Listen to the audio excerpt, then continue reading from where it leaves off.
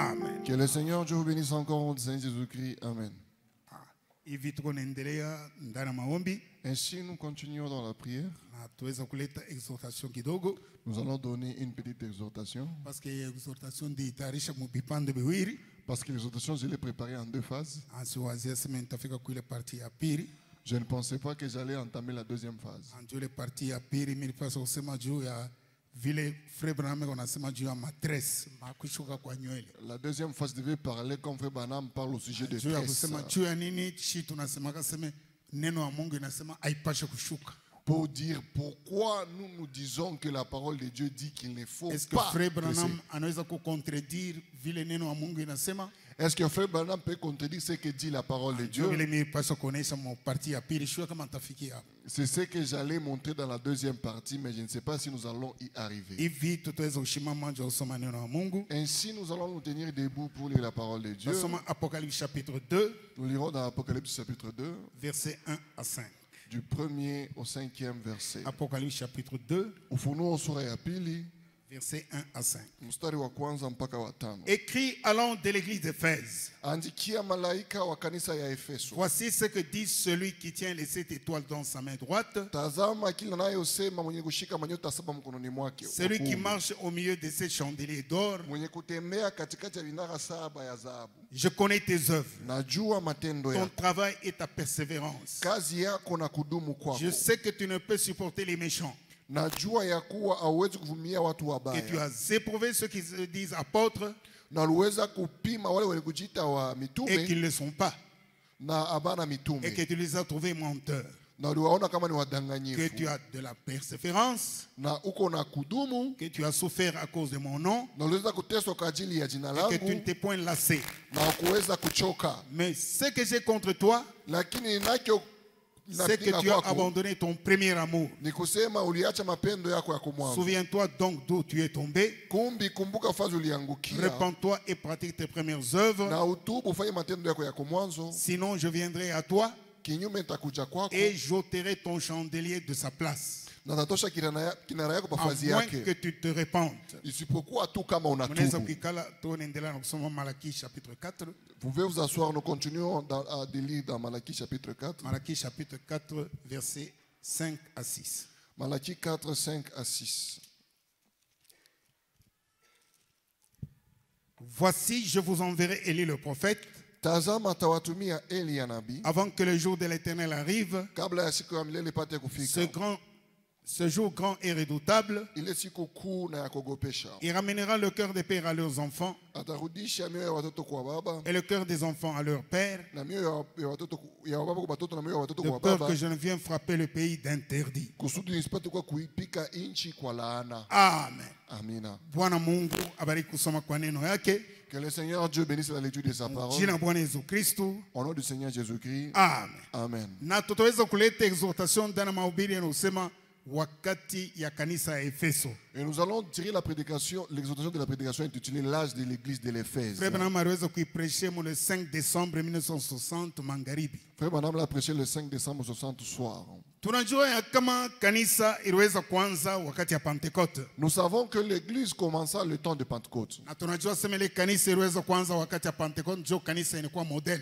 Nous savons que l'église qui a commencé le jour de la Pentecôte, c'est l'église qui est modèle. Sasa vile tunasemaka mwile kanisa ile iliwaza kuanzaka wakati barikuwa kule kuchumba ya yulu. Comme nous le disons, l'église qui a commencé pendant qu'ils étaient là dans la chambre haute, Bote baliweza kujazwa na Roho Mtakatifu. tous étaient remplis du Jo Saint-Esprit. kanisa moya mule amokukwe trois sortes de croyants. C'est l'unique église où il n'y avait pas trois sortes de croyants. Jo kanisa yenekuwa kanisa model. C'est l'église qui est l'église modèle, Iliweza kuanza na neno la Mungu, qui a commencé avec la parole de Dieu, iliweza kuanza na ubatizo wa Roho Mtakatifu. qui a commencé avec le baptême du Na Saint-Esprit. tunaona wakati baliweza kupokea Roho Mtakatifu mule mchumba ya yulu, Nous voyons que quand ils ont reçu le Saint-Esprit là, dans la chambre haute, wakati baliweza kushuka, quand il descendit, Banaanza kushuhudia ya kama Mungu anatimiza malako yake. Ils témoignaient que Dieu a confirmé sa promesse. Na hapa tuko bene kujazwa na Roho Mtakatifu. Et ici nous sommes remplis du Saint-Esprit. Na mwile wakati kulikuwa bantu balikuwa kuabudu ku Jerusalem. Et en ce temps-là, il y avait les gens qui étaient venus adorer à Jérusalem. Bengine balitokea mu Egypte,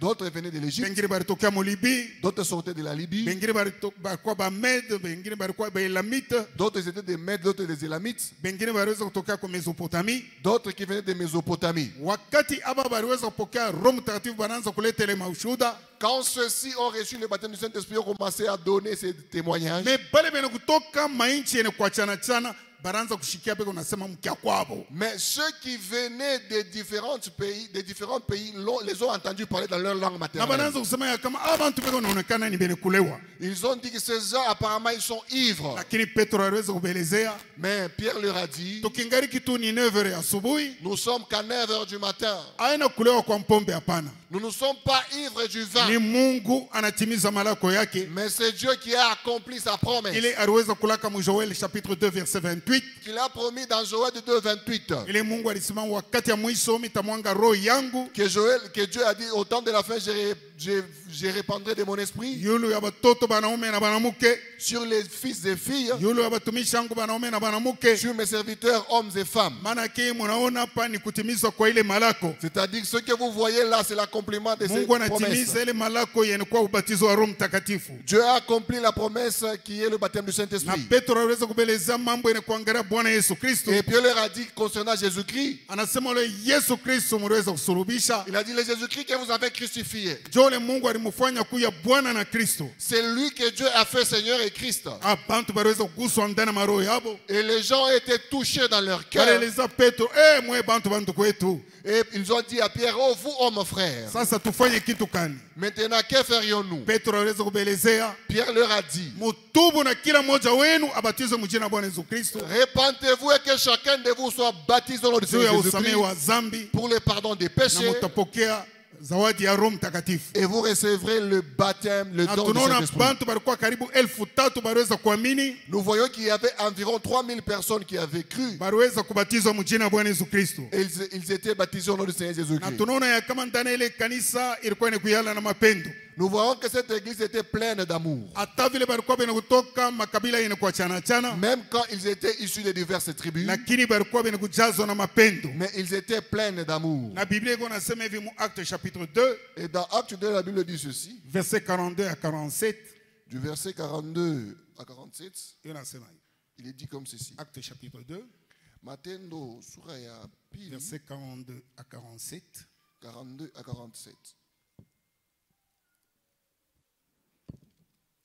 Tunaweza kuanzia verset 41. Nous pouvons commencer même au verset 41. Ceux qui acceptèrent sa parole furent baptisés. Bale balikubali neno baliweza kubatizwa. Et en ce jour-là, le nombre des disciples augmenta d'environ 3000 âmes. Na mwile siku mwingi ya wanafunzi kaongezea karibu Ils elfu tatu. persévéraient dans l'enseignement des apôtres, Balikuwa na dumu mafundisho ya dans mitume, la communion fraternelle, mushirika wa kinduku, dans la fraction du pain et dans les prières. mukumega kwa mkate na maombi. La crainte s'emparait de chacun Hofu ilikuwa nashika kila mmoja, et se faisait beaucoup de prodiges et de miracles par les apôtres. na kulikuwa nafanyikwa maajabu mengi na miujiza munjia ya Tous ceux mitume. qui croyaient étaient dans le même lieu Wale wote walikuwa wenye kuamini balikuwa mafazi et ils moja, avaient tout en commun. balikuwa na mali yote yao Ils pamoja, vendaient leurs propriétés et leurs biens balikuwa nauzisha mali yao na vitu byao, et ils ont partagé le produit entre tous na matokeo balikuwa naikabula katikati yao selon les wote besoins de chacun. kufuatana na hitaji ya kila Ils mmoja. étaient chaque jour tous ensemble assidus au temple. Kila siku wote kwa pamoja walikuwa naenda Ils kuhekalu, rompaient le pain dans les maisons walikuwa na mega mkate mu manyumba, et prenaient leur nourriture avec joie et simplicité de cœur, na walikuwa nakula chakula yao na furaha na unyenyekevu wa moyo, louant Dieu et trouvant grâce auprès de tout le peuple. mkusifu Mungu na kupata neema mbele ya batu Et bote. le Seigneur ajoutait chaque jour à l'église ceux qui étaient sauvés. Na Bwana alikuwa anaongeza kila siku kanisa wale walikuwa na wenye Tunaangalia kuokolewa. ndani ya hii kanisa, Nous voyons dans cette église tellement que kanisa ilikuwa ni kuyala na mapendo, tellement que l'église était pleine d'amour, bale balikuwa na mamari ya mingi, ceux qui avaient beaucoup de liens, pengine balikuwa na malupango ya mingi, ils avaient beaucoup de concessions, balikuwa na manyumba ya mingi. ils avaient beaucoup de maisons. Sasa vile banaanza kuangalia sema kurudi kwa Yesu kuna karibia, Comme ils voyaient que le retour de Jésus était proche, banaangalia katikati hapo kulikuwa bantu beko nateswa, ils ont vu parmi eux, il y avait des gens gens qui souffraient. ile mapendo iliweza kujiweka pafuashi ya bale banaanza kuteswa, Cet amour s'était mis à la place de ceux qui souffraient. banaujisha bengine mampango yabo, D'autres ont vendu leurs concessions. banabeba ile makuta banaenda kuweka kumikuru ya bamitume, Ils ont pris cet argent, ils ont amené ça au pied des apôtres. banasema munaweza kukaburia bale katikati yetu beko na teswa. Ils ont dit, vous pouvez donner à ceux parmi nous qui souffrent. Njo kuile kanisa ile Malaki chapitre 4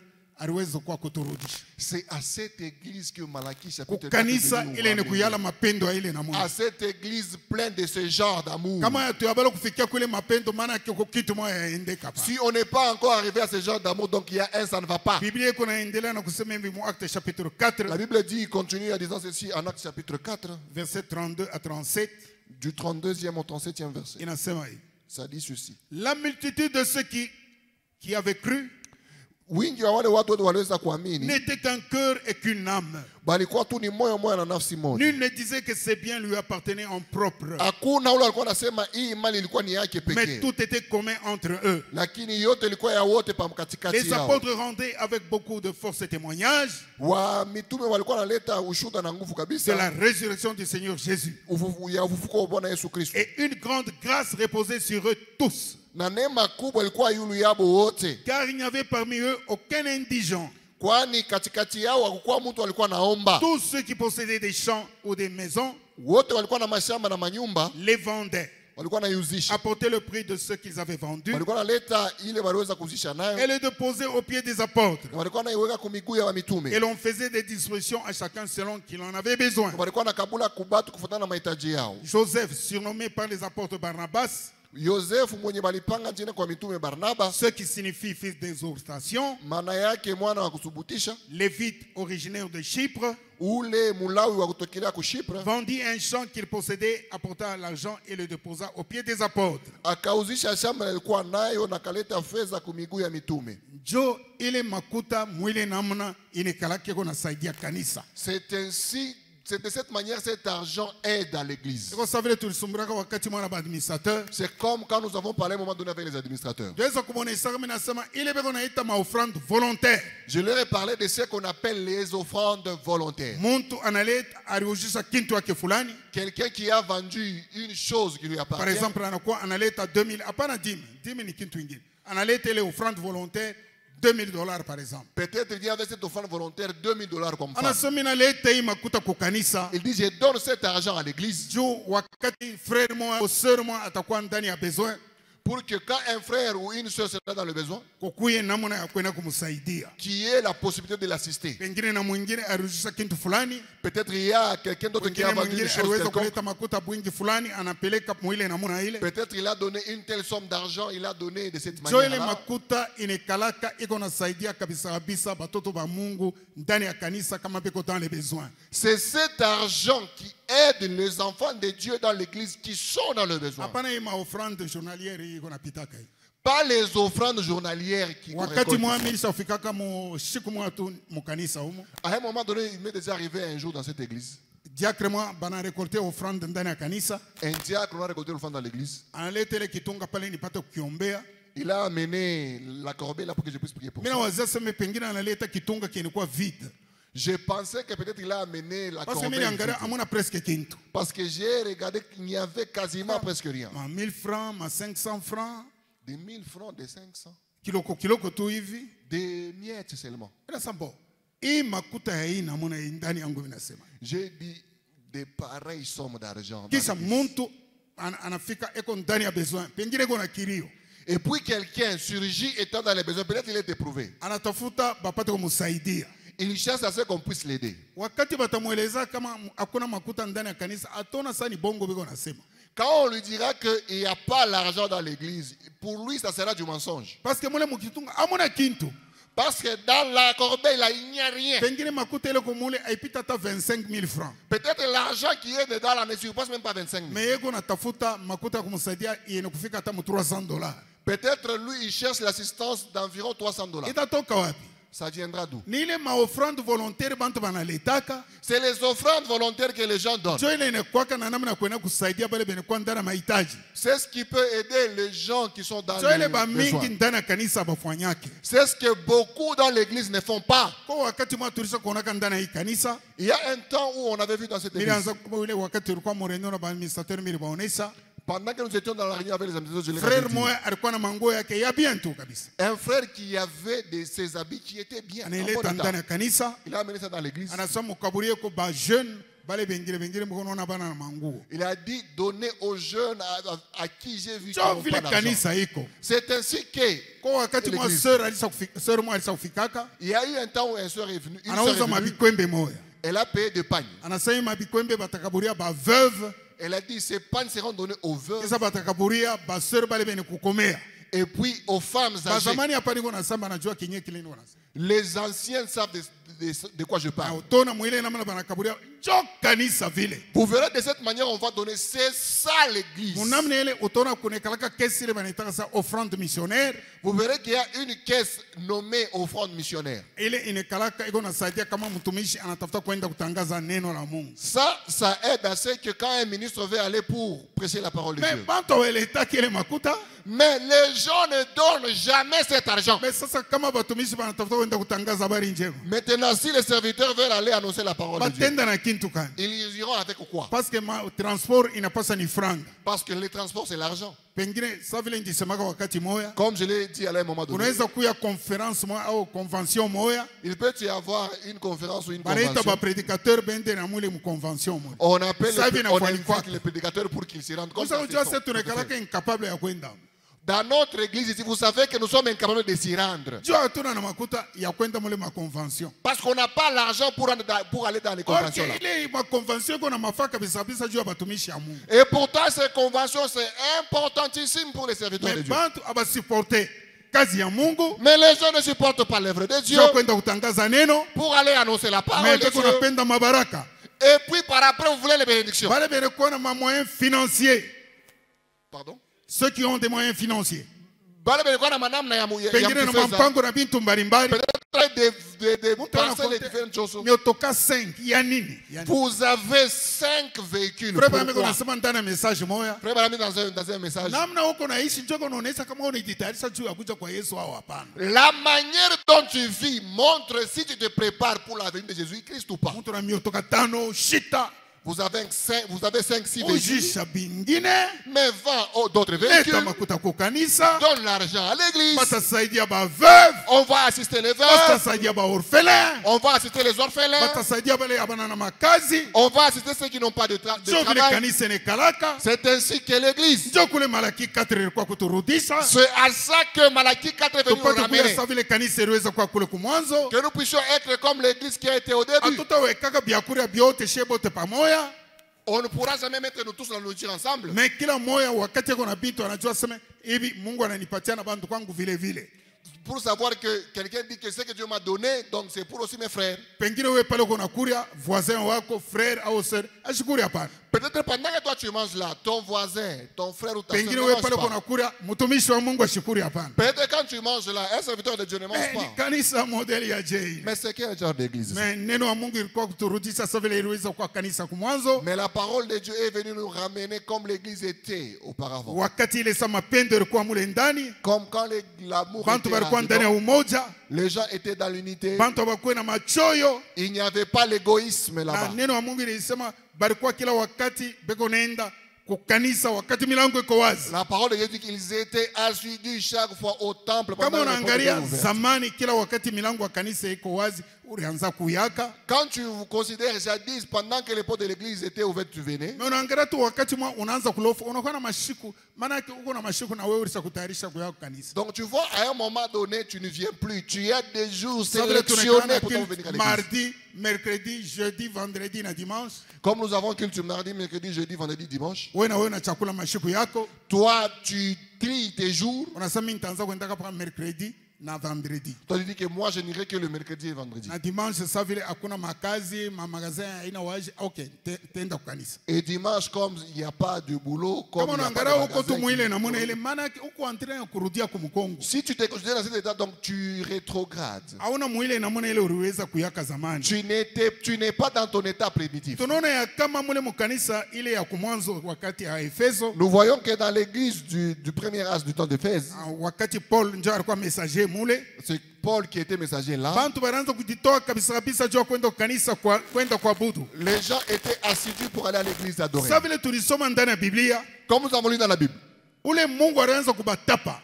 le Dieu qui les a vantés, Namna balikuwa beko na kankamana ndani ya neno. comment ils persévéraient dans la parole, Namna banaanza kuvumbulisha ba mitume ba bongo. comment ils mettaient à nu les faux apôtres. Frère Bameko nasema ndani ya message moya, Frère Branham dit dans un message, anasema banaanza kuvumbula je ya kama batumishi ni ba bongo bengine. comment ils découvraient que ces Ni ministres wakati wale sont faux. bantu abaseme sa Paulo vile anaanza kueleza. C'est quand ces gens ne parlaient pas comme Paul Parce que parlait. Paulo ndio alikuwa messager mwile wakati ya Efeso. Parce que c'est Paul qui était messager dans l'âge d'Éphèse. Maana ke yote wale anaanza kusema bien kuachana na Paulo. C'est-à-dire tout celui qui parlait contrairement à Paul, Maana yake alikuwa nje ya neno. c'est-à-dire il était en dehors de la Sio parole. Paulo anaanza kusema Parce que Paul disait, atashe benye ba Paul. même nous, même Paul, Hata kama malaika moja anatokea mbinguni, même si un ange venait du ciel, anaanza kuhubiri bien kuachana na hivi tulitangulia kumhubiri, il commence à prêcher contrairement à ce que nous avons prêché, alaniwe. qu'il soit anathème. Maana ke tunaona ya kama ule Mungu anaanza kubatapa vile balikuanza kankamana juu ya neno. Nous voyons que le Dieu qui les vantait comme ils ont persévéré dans la parole, Sasa anasema ya kama kile mimi naona nkosa kwenu, puis il a dit, ce que j'ai contre vous, munacha mapendo ile mulikuwa nayo ya kwanza. vous avez abandonné votre premier amour. Frère Branham anasema hivi mu Actes d'Éphèse Frère Branham dit ceci dans l'âge d'Éphèse, ya mule 5 décembre 1960 magharibi, du 5 décembre 60, page soir, 27, page 27, paragraphe 138. le paragraphe 138, il dit, Page 27, paragraphe 138. la page 27, le paragraphe 138, Anasema, il dit ceci. et ne peuvent s'empêcher d'agir comme le monde. Hawawezi kujizuiza kutenda Et kama ne peuvent dunia. s'empêcher de s'habiller comme le monde. Hawawezi kujizuiza kuvala kama De dunia. paraître comme le monde. Kuonekana kama dunia. D'agir comme le monde. Kutenda kama dunia. Donc, on a comparé na kanisa leo. Il compare avec il la compare avec Ils ont les leur aujourd'hui. vedette favorite de télévision. Na beko na bale ba vedette ba bale Vous banapenda savez, kwa elle ne television. peut se passer de regarder cela. Na bawezi kujikatalia We kuyangalia. love Suzy. Ou quelque chose de ce genre.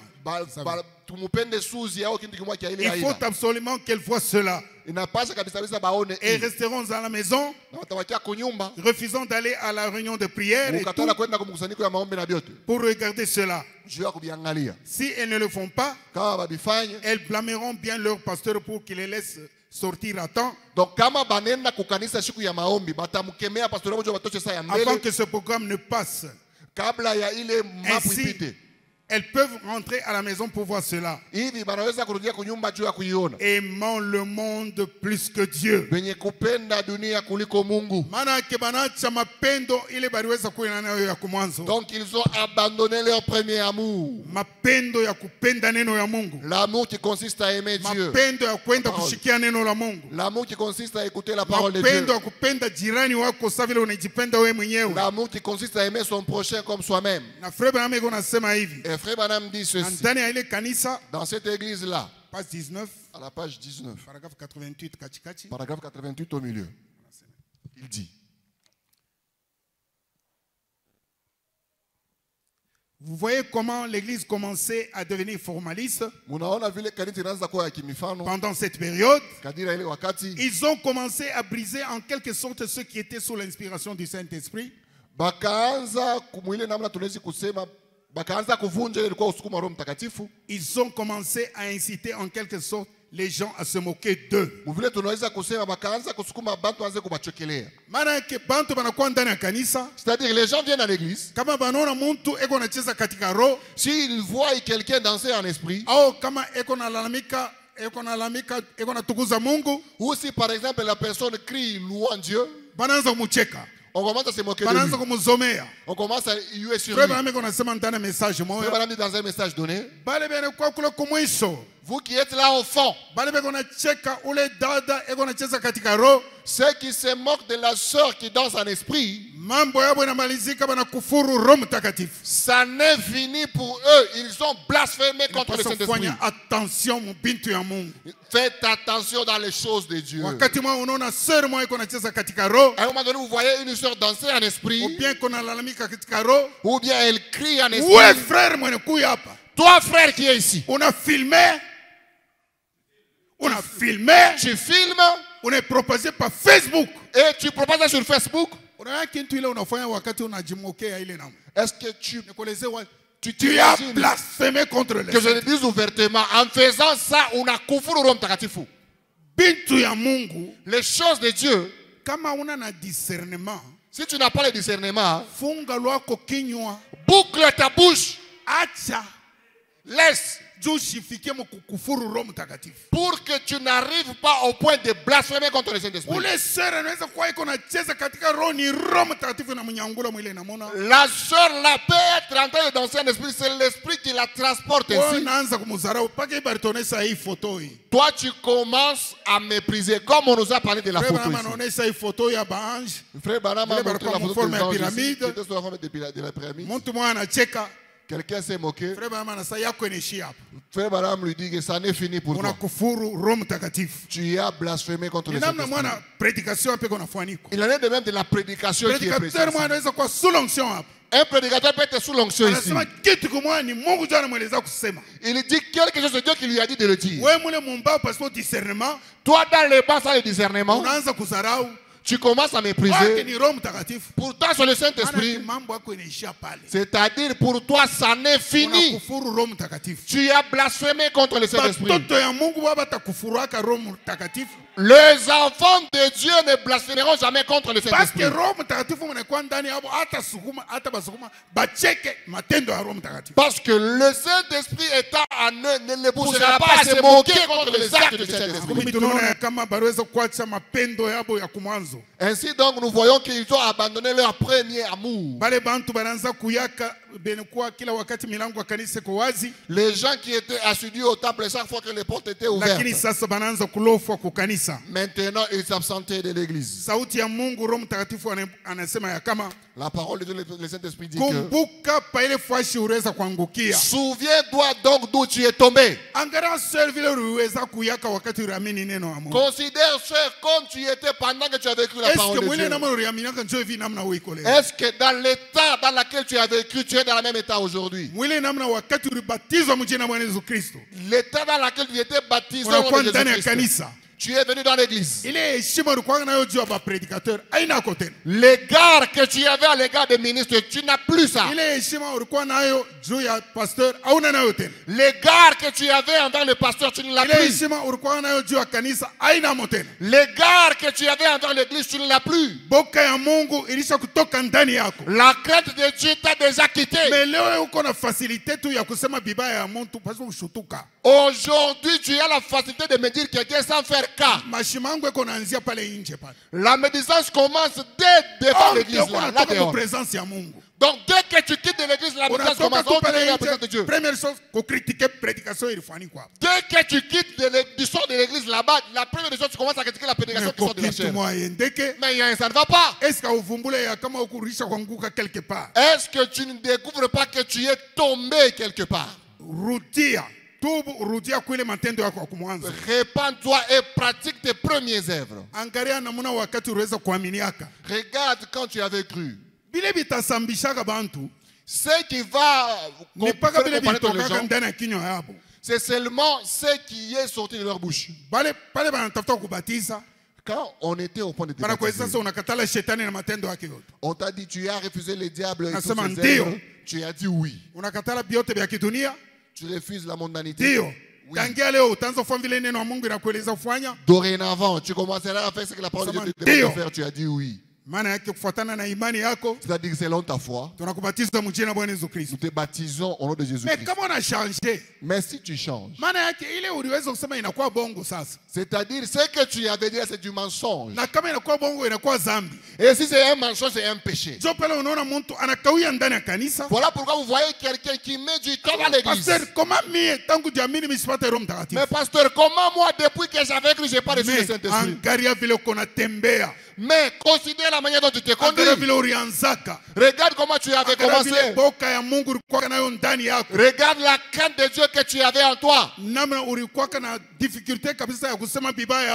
Comment tu avais une grande difficulté de parler à mal des gens.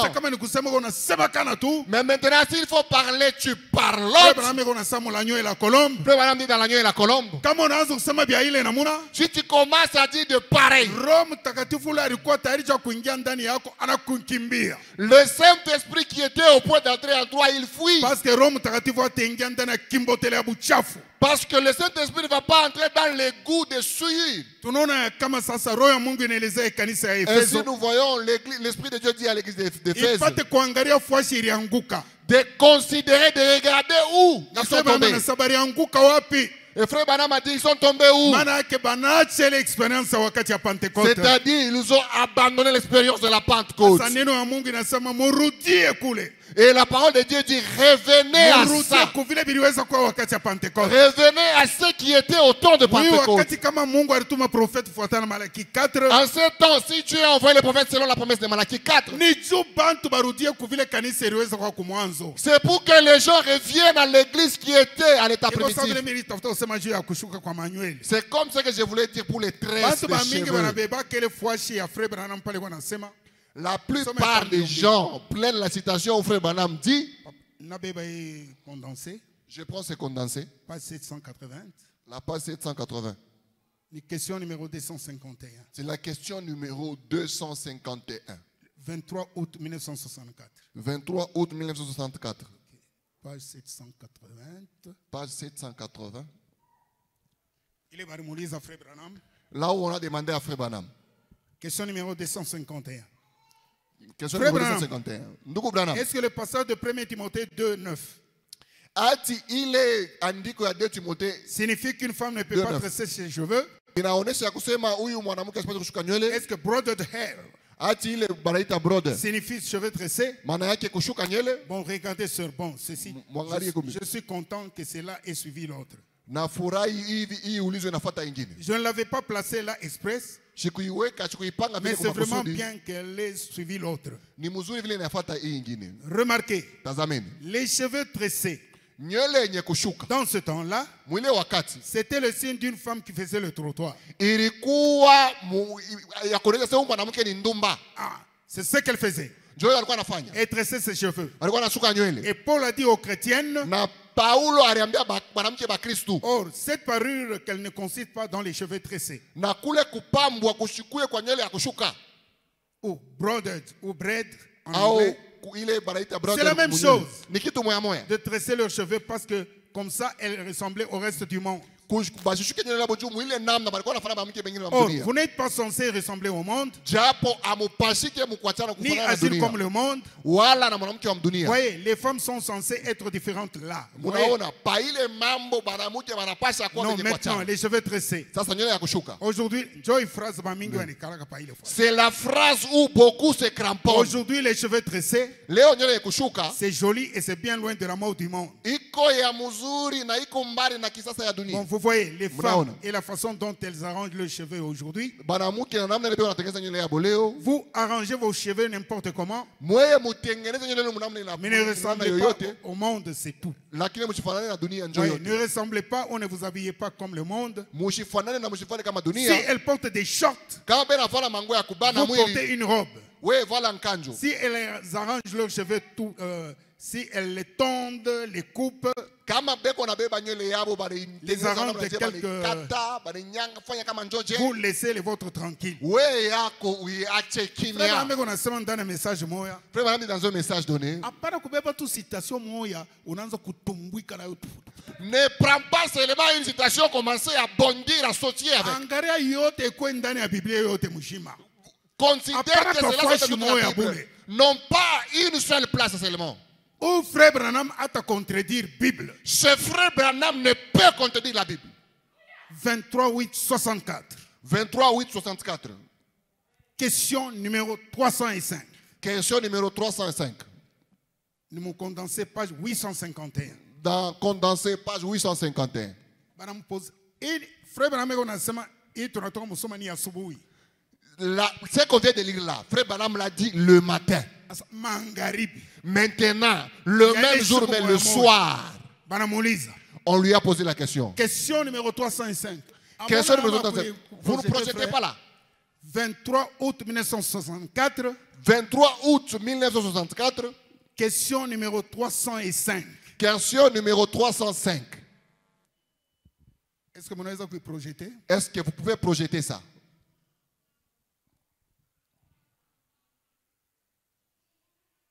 COD. De COD. Autrement, question et réponse numéro 2. Il y a Shekinah publication, mais il y a Canada. Question et réponse numéro 2 de Shekinah. Vous n'en avez pas? Il n'y a pas de problème. Je vais les lire. Foitez bien. Suivez attentivement. Question claire. On a maintenant posé à Frère Branham une question claire. Frère Branham. Ndugu Branham. Comment les femmes, oh là là, devraient-elles se coiffer? Namna gani banamuke banapasha kutengeneza nywele yao? Devoir. Mapashwa. Mire en grand dictionnaire. J'ai regardé dans le dictionnaire. Ce à quoi on est obligé par la loi. Mapashwa maana yake kile kitu unakadisha kufanya. De quelle manière les femmes doivent parer ou bien se coiffer? C'est une question maintenant qu'on peut poser à n'importe quel prédicateur ici. Ou qu'on peut poser au pasteur. De nouveau, comme vous voulez, tout simplement, 1 Timothée chapitre 2 verset 9. Tout Timotheo wa kwanza sura ya pili mstari wa 9. Kama kwa mfano ile kushuka kwa nywele vile frère Branham alisema mon question réponse numéro 1. Si par exemple les tresses comme frère Branham a parlé dans question réponse numéro 1. Maana yake ile 1 Timothée chapitre 2 verset 9. C'est-à-dire 1 Timothée 2 9. Ni bia wakati Paul bilisha kupita kabina na mafa. Non, c'est la vieillerie du temps de Paul, ce n'est plus important. Mais c'est lui qui a posé la question à Frère Branham ici. Frère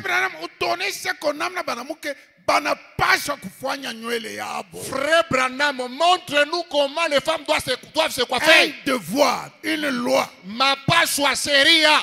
Selon 1 Timothée 2.9. Maintenant, voyons les prédicateurs qui peuvent répondre comme ça. Parce que dites ce que disent les bas. Parce que nous disons toujours tous ceux qui les makande na sema. Une sœur me demande. Pasteur. Les femmes doivent se séparer comment? Doivent se coiffer comment? J'ai répété le message de Frère Branham. Selon 2 Timothée. 1 Timothée 2.9. Même 1 Timothée 2.9, mais 1 Timothée 2.9 dit qu'il y a une femme ne tresse pas. Mais est-ce que Frère Branham répond ici? Tout simplement 1 Timothée 2.9. Tout Timothée wa kwanza sura ya pili. Que les femmes soient vêtues d'une manière décente. Je désire me coiffer d'une façon qui plaise à Dieu. Dieu vous bénisse, chers sœurs. Merci, que Dieu vous bénisse. Priez pour nous. Et la personne a signé. Et vous, si vous me posez la question, Pasteur, comment nous devons nous coiffer? Je vous réponds. 1 Timothée chapitre 2 verset 9. Selon 1 Timothée 2 9. De telle sorte que Frère Branham arrivé à un moment donné, Frère Branham il a prêché un message. Dieu a-t-il jamais changé sa pensée au sujet de sa parole? Bisa kumufikiaka kwa Mungu abadilishe mawazo yake kwenye kuangalia neno. Maana Mungu anasema kitu fulani maneno yake. C'est-à-dire Dieu dit quelque chose dans sa parole. Kisha anachangea sema ni kotola pale njisema vile asa menaanza kusema namna nyingine. Et puis après il dit que non là-bas j'ai commis une erreur, là maintenant j'ai dit autre chose. Anaanza kusema juu ya Balaam anasema hivi. Page 14. Il commence à parler de Balaam, il dit ici page 14. Page 14. Page 14. À partir de la question et réponse numéro 2, vous verrez qu'à partir de question et réponse numéro 2, partout où Frère Branham parlait de cheveux, 1 Timothée 2:9, 1 Timothée 2:9, il disait 1 Timothée 2:9, 1 Timothée 2:9, 1 Timothée 2:9, jusqu'à ce qu'il a tiré sa révérence. Parce qu'il ne peut contredire la parole. Il dit ceci. Page 14. Paragraphe 66. Le paragraphe 66. Et message, il y a le 15 avril 65. Et le 18 avril 65. Et du 18 avril 65. Page 14. Page 14. Là où il y a Balaam. Il parle de Branham, une écriture au sujet de Branham. Maintenant, ayant lu ceci, afin de donner un contexte, je vais prendre le sujet. Dieu a-t-il jamais changé sa pensée au sujet de sa parole? C'est tout un texte et il s'agit d'une grande vérité que nous devions comprendre. Dieu peut-il dire quelque chose puis dire je regrette d'avoir dit ceci? Dieu peut-il reprendre sa parole après l'avoir prononcée?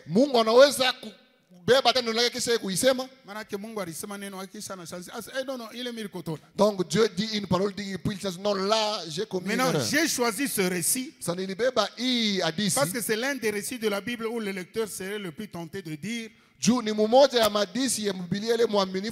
Dieu changea de pensée. Plus que dans n'importe quel autre passage de la Bible que je connaisse. Car il dit une chose à Balaam, et lui dit ensuite autre chose. Et maintenant, beaucoup de gens ont essayé de faire le Balaam un devin ou quelque chose ainsi. Mais Balaam n'était pas un devin, il était prophète du Seigneur. Balak, Balak, le roi de Moab, a envoyé les gens d'aller dire à Balaam.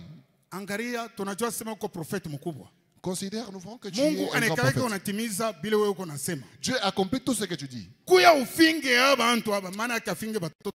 Viens maudire ces gens, c'est-à-dire les enfants d'Israël, afin que nous ayons la possibilité de les vaincre. Balaam a dit, attendez d'abord que je prie. Une fois que Balaam a prié,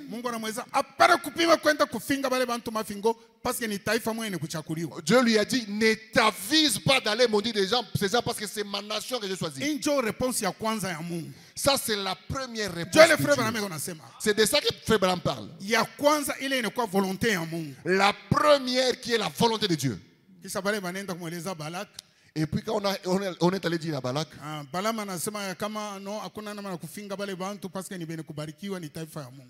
dit que non, il n'y a pas moyen de bénir ces gens, de maudire ces gens parce qu'ils sont bénis de Dieu. Maintenant Balak a envoyé d'autres personnes avec des cadeaux et étant titrés plus que ceux de la première fois. Ils ont suivi Balaam. Nous venons, maudis-nous ces gens. Balaam a regardé ces cadeaux. Il a dit, attendez que j'aille consulter Dieu. Quand il est parti consulter Dieu, Dieu lui a dit, vas-y. Apparemment, ça contredit la première réponse de Dieu. Frère Branham dit, Dieu peut te répondre d'une manière par volonté permissive. Maintenant, quand tu vas chercher à faire ça, il revient à sa première volonté. Alors quand Balaam a dit à ces gens, là maintenant j'irai les maudire,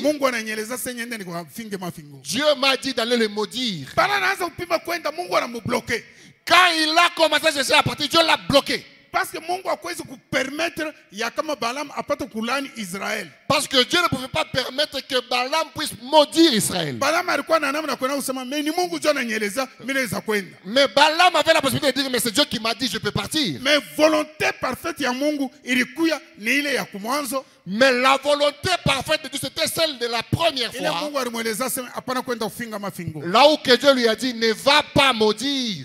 Frère Branham anasema hivi. Frère Branham dit ceci. Page 19. La page 19. Oui, message. Dans ce message. Et wanasema hivi juu ya kuzala kupitia kupatana kwa mwanaume na mwanamke. Il dit la naissance issue de l'union sexuelle. Page 19 92 à 94. Page 19 92 à 94. Je vais lire rapidement. Frère Branham anasema. Frère Branham dit. Haikukuye mapenzi ya Mungu kamilifu. Ce n'était pas la volonté parfaite de Dieu. Pour que la race humaine se reproduise par l'union sexuelle. Parce que au commencement, quand l'homme est venu à l'existence sur terre, celui-là n'a pas été issu de l'union de l'homme et de la femme. Dieu a créé cet homme-là, il l'a mis dans la poussière. Alors Dieu a permis. Maintenant, vous, les humains, vous allez vous reproduire par l'union sexuelle. Maintenant, pour rentrer dans le royaume de Dieu, malgré que c'est Dieu qui a permis la procréation par le sexe, maintenant Dieu dit il faut naître de nouveau. C'est-à-dire naître de nouveau. Frère Branham la parole parlait la semence originelle. Frère Branham dit dans la parole parlait la semence originelle. Donc la nouvelle naissance vous ramène dans l'état que vous devrez être au début. Parce que dans la nouvelle naissance là, tu n'es pas issu de l'union sexuelle. Ça c'est la volonté parfaite de Dieu. Donc c'est-à-dire Dieu revient à ce qui était au début. Frère Branham dit. Page 28 toujours dans ce message. Il dit. Le paragraphe 137, je lis au milieu. Nous voulons le ainsi, dit le Seigneur. Ce qu'il a dit ici en premier. Eh bien, l'Église a dit que c'était secondaire. Mais nous voulons ce que le Seigneur a dit au début. Et que rien n'y soit ajouté ni retranché. Sous peine que votre nom ne soit retranché du livre de vie. Ajouter un mot à la parole ou en retrancher un mot. Nous voulons ce qu'il a dit. Non ce que l'Église a dit ou ce que le docteur John a dit. Ou ce que quelqu'un d'autre a dit. Ainsi dit le Seigneur ce que la parole a dit. Frère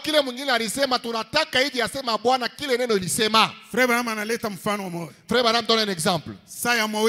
Comme le temps de Moïse. Les enfants d'Israël se plaignaient de la soif. Dieu a dit à Moïse. Je serai sur le rocher d'Horeb. Parce que ce rocher-là le suivait. Horeb, c'est ça le mont Sinaï. Imaginez-vous d'abord, pendant que les enfants et ce rocher le suivait aussi par derrière. Et ce rocher, c'est Christ. Maintenant, Dieu a dit à Moïse, je serai sur les rochers. Parce que Dieu est esprit. Et tu frapperas le rocher. Et le rocher donnera de l'eau. C'est-à-dire le rocher, le type de Christ. Dieu en Christ devrait être frappé une seule fois. Moïse a frappé sur les rochers. L'eau est sortie et les enfants d'Israël ont mangé le bétail et tout. Et arrivé à un moment donné, mon Nombre chapitre 20. Dans Nombre 20, Les enfants d'Israël ont commencé aussi encore à se plaindre au sujet de la soif. Maintenant, Dieu a dit à Moïse, toi et Aaron, allez devant le rocher, parlez au rocher, et le rocher donnera de l'eau. Parce qu'il ne fallait pas frapper le rocher la deuxième fois. Parle au rocher, et le rocher donnera de l'eau. Moïse a regardé aux enfants d'Israël. Vous, rebelles, vous croyez que c'est de ces rochers que je vais vous faire sortir de l'eau? Il a frappé sur le rocher. Il a encore frappé sur le rocher. L'eau est sortie. Les enfants d'Israël ont bu. Dieu a dit à Moïse, ça n'est fini pour toi ici. Pardon? Tu ne m'as pas honoré devant Israël. Tu ne m'as pas honoré devant Israël. Parce que moi je t'ai dit de parler au rocher, mais toi tu as frappé le rocher. Il a brisé ma type. Frère Branham a dit que ça a brisé le type de Christ dans la Bible. Parce que Christ devait être frappé une seule fois seulement à la croix. Mais Moïse a frappé encore une autre fois sur le rocher. Il a dit à Moïse et Aaron, Moïse, tu vois de l'autre côté la terre promise. Tu n'y entreras pas vivant comme ça. Et c'est la chose qui s'était produite. Parce que la volonté de Dieu, c'était ce qu'il avait dit la première fois. Frère, on parle d'Ézéchias. Dieu a envoyé Ésaïe. Va dire à Ézéchias qu'il donne les ordres à sa maison. Parce qu'il mourra. Quand Ézéchias a entendu ça, il a commencé à pleurer. Dieu considère comment je vais marcher selon ta volonté. Dieu a dit à Ésaïe, va dire à Ézéchias que je lui ai ajouté 15 années. Frère Branham dit, la volonté parfaite de Dieu, c'est ce qu'il lui a dit la première fois. Quand il a dit à Ésaïe que je lui ai accordé encore la vie, 15 années, il a rétrogradé. Il a fait les choses qui ont irrité Dieu. Il a fallu qu'il puisse accepter ce que Dieu a dit premièrement. Dès lors, Frère Branham maintenant, message la soif. Ujumbe Kiu. 19 septembre 1965. 19 septembre 65. Vous faites bien. Suivez attentivement. Page 15. La page 15. Paragraphe 55. Le paragraphe 55. Frère Branham dit ceci. Nous sommes les répétiteurs. Je ne vais pas raisonner sur la parole. Or, la vraie soif qu'une femme devrait avoir serait de se vêtir d'une manière décente et d'avoir un esprit semblable à celui de Christ. 1 Timothée chapitre 2 verset 9. Eh bien, la femme devrait avoir soif d'être ainsi. Eh bien, si vous voulez être belle, c'est ça qui fait votre beauté. Timothée chapitre 2 verset 9. 1 Timothée 2 9. C'est là où on dit que la femme ne tresse pas. C'est là où on dit que la femme ne met pas de bijoux. Bon, si tu trouves bien, par exemple, de tresser les cheveux, mais mets les bijoux. Mets les boucles d'oreilles. Parce que c'est le même verset. Si vous voulez être belle, prenez 1 Timothée chapitre 2 verset 9. Toi tu es seulement avec des tresses. bijoux. Ça refuse les tresses et les bijoux. Ça refuse des boucles d'oreilles et tout le reste. Page 16. La page 16. Paragraphe 61. Le paragraphe 61. Frère Branham dit, eh bien, cet âge est un âge perverti. Et Satan pervertit ces soifs que Dieu a placées en vous pour que vous ayez soif. C'est Satan qui les pervertit. Or, si vous voulez savoir ce qui est bien, si vous les femmes, vous voulez être belle, prenez 1 Timothée chapitre 2 verset 9. Mais prenez. Mais c'est ce que le prophète a dit. Comment frère Branham, si vous voulez devenir belle, prenez 1 Timothée 2 9. Je suis belle. Mais si frère Branham a dit comme on appelle dans mais prenez, non. Pensez que frère Branham peut contredire la parole de Dieu? Non. Oui, bébé, 1 Timothée 2 9. Toi, prends 1 Timothée 2 9. Tout ça, lisons. 1 Timothée chapitre Timotheo wa kwanza sura ya pili verset 9. Mstari wa 9. Inasema. Ça dit ceci. Je veux aussi que les femmes napenda pia wanamke vêtues d'une manière décente avec pudeur et modestie benye kuvala na heshima na adabu na kujishusha, ne se parent ni de tresse, basijipambe wala na kushuka, ni d'or wala na dhahabu, ni de perles, wala na malulu, ni d'habits somptueux, wala na mavazi ya bei kabisa. Mais prenez. Même c'est ce qui rend les femmes être belles. Oui, frère, comment on a combattu Dieu, je suis tressé. Frère. Mais les frères qui aiment les tresses là, mais toi aussi tresse, non? Comme ça, oui. Bien. Alors là, nous verrons maintenant, c'est celui-ci qui a cru ça en bonne et due forme. Nous croyons ce que frère Branham dit ici. De telle sorte que, en fin de compte, je lirai quoi? Au-delà du rideau. Nkambo ya panzia. Il y a le 5 mars 1961. 5 mars 61. Du 5 mars 61. Paragraphe 50. Le paragraphe 50. Quand frère Branham était dans la 6e j'ai demandé, dimension. Où est Jésus? Je veux le voir. Ces gens ont répondu, il est juste un peu plus haut. Un jour il viendra à toi. Tu as été envoyé comme chef. Et quand Dieu viendra, il te jugera selon ce que tu as enseigné. J'ai demandé, vous faites bien, est-ce que Paul et Pierre devront eux aussi être jugés comme ça? La réponse a été oui. J'ai dit, j'ai prêché ce qu'ils ont prêché. Je n'en ai pas dévié ni d'un côté ni de l'autre. Ils baptisaient au nom de Jésus. J'ai fait de même. Ils enseignaient le baptême du Saint-Esprit. Et j'ai fait de même. Tout ce qu'ils ont enseigné, moi aussi je l'ai enseigné. 1 Pierre chapitre 3 verset 3. 1 Pierre 3 3. Ça dit ceci. 1 Pierre chapitre 3 verset 3. Petro wa kwanza sura ya 3 Mukue.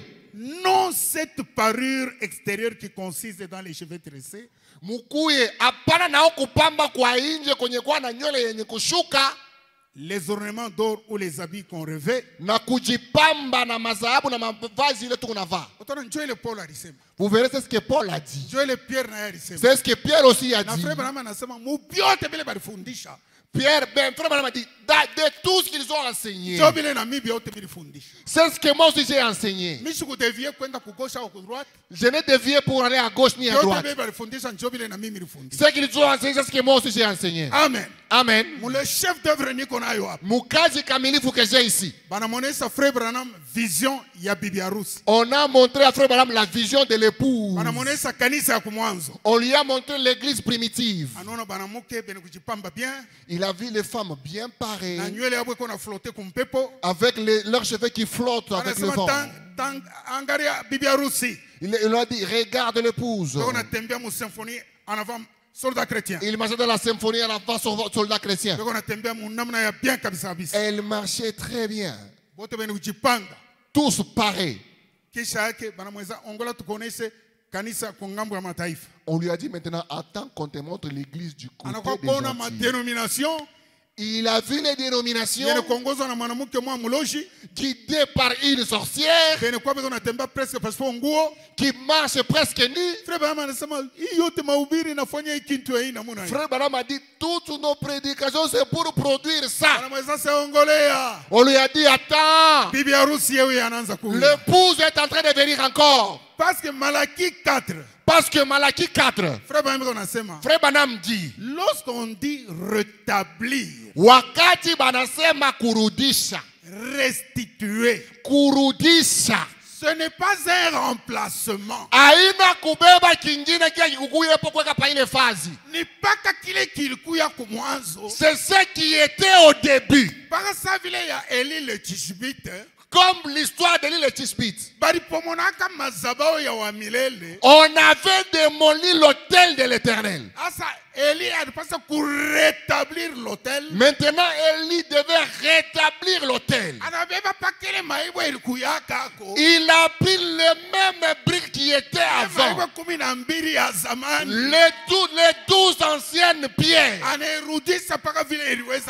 Il les a constituées comme c'était auparavant. Il n'a pas remplacé. Pour rétablir, ce n'est pas remplacer. Rétablir aina kubeba kingine kwa nafasi ya kingine.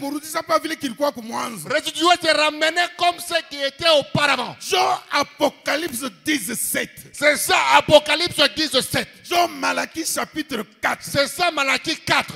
Wakati Frère Branham anakuya, quand Frère Branham est venu, akukuye na nouveauté ya neno. Il n'est pas venu avec la nouveauté de la parole. Non. Apana. Ni pas que le neno ilikuya kumwanzo. C'est la même parole qui était au début. Ce qui était perdu au cours des âges. Il a rassemblé toute cette parole. C'est ce qui a ramené la parole comme elle était au début. C'est-à-dire la parole est devenue comme au temps de la Pentecôte. Dans cette œuvre, il dit, le premier message et le dernier message sont identiques. Pamoya. Parce que c'est l'alpha et l'oméga. Juni alpha na omega. Pas de nouveauté. Révélation à Masso. La révélation des sceaux. N'est pas venu donner l'innovation. Il est mon asomaka Matthieu 24. Ce que vous lisez dans Matthieu 24. Dans Luc 21. Dans Luc 21. Ce que Jésus disait. C'est ça les sceaux. J'aimerais que la chose entre. Il faut que la sœur de cet âge comprenne. On prend la sœur de l'église primitive. On la place à côté. Elles sont identiques. Parce que c'est le même message. Si celle du début ne tressait pas, et celle de la fin ne tressera pas. Amen. Si celle du début ne se maquillait pas, et celle d'aujourd'hui ne va pas se maquiller, parce que c'est le même message. Frère Branham n'est pas venu contredire la parole de Dieu. Étant le prophète de Dieu, il ramène le peuple à la parole de Dieu. C'est pourquoi la soeur Loi lui a posé la question. Comment les femmes devraient-elles se coiffer? Selon 1 Timothée 2:9. Namisa pasteur. Et moi comme pasteur, je vous réponds. Si une femme veut arranger ses cheveux pour plaire à Dieu, 1 Timothée 2:9. Timothée à la fin de ce message, je suis à la fin. Dieu a-t-il changé sa pensée au sujet de sa parole? Frère Branham donne un exemple. Pourquoi école de dimanche? Il y avait une femme qui était monitrice de l'école de dimanche dans une dénomination donnée. Cette femme voyait une sœur du Branham Tabernacle. La sœur avait déjà lié ses cheveux vers l'arrière. Elle a fait la queue de cheval. Alors la sœur de la dénomination là, elle disait à cette femme là, Comment tu te parles comme ça à l'Antiquité? Tu parais une vieillerie. Notre pasteur, lui, a un esprit large. Pasteur Wetu, donc lui là, il laisse aller les choses. Ce n'est pas comme votre pasteur bouffon là qui ne connaît rien. Elle parlait de moi. Elle parlait de moi. Maintenant, arrivé à un moment donné, cette monitrice là de l'école de dimanche, elle avait contracté une maladie vénérienne. Maintenant, elle était là à l'article de la mort. Elle était là à l'hôpital à l'agonie. Maintenant, son pasteur là, il a appelé les enfants de l'école de dimanche.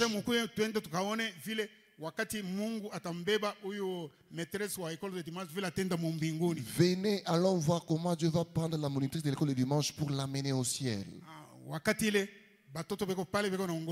Et pendant que les enfants étaient là, le pasteur est allé là dehors en train de fumer et tout. Après un temps, la réalité est venue devant la sœur. Parce que avant que la personne meure, elle voit là où elle va. Elle commence à pleurer. Appelez-moi le pasteur, appelez-moi le pasteur. On a appelé le pasteur.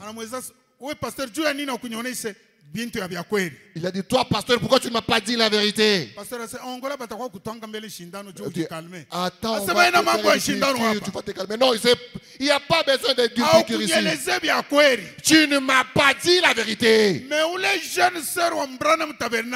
jeune sœur là du Branham Tabernacle, elle avait raison. Mais maintenant là, je suis perdu à cause de toi. Tu ne m'as pas dit la vérité. Parce que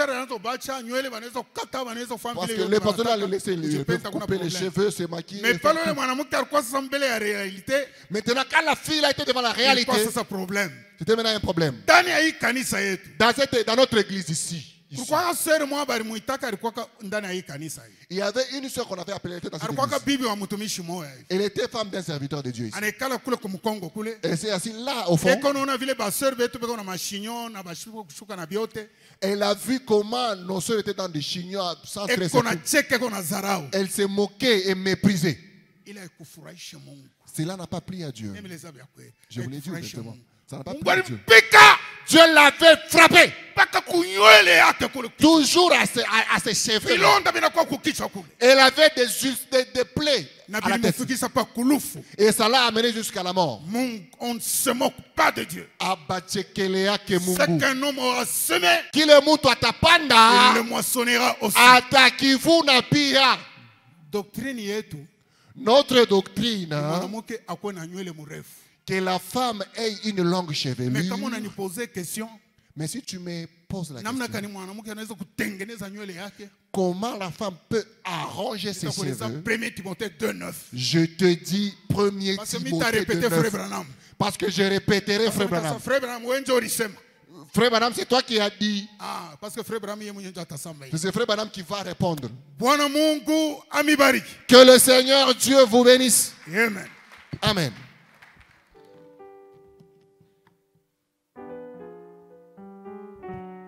On t'a fait connaître.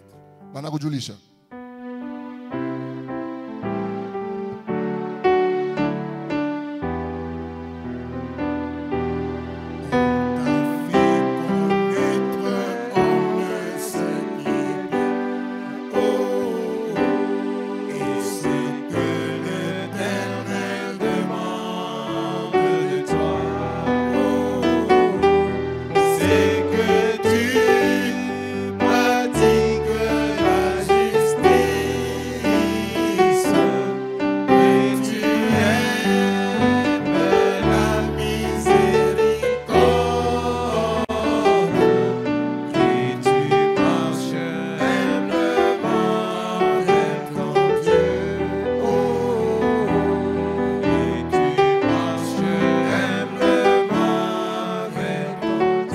tutaomba Mungu shebote pamoja tuombeni Mungu.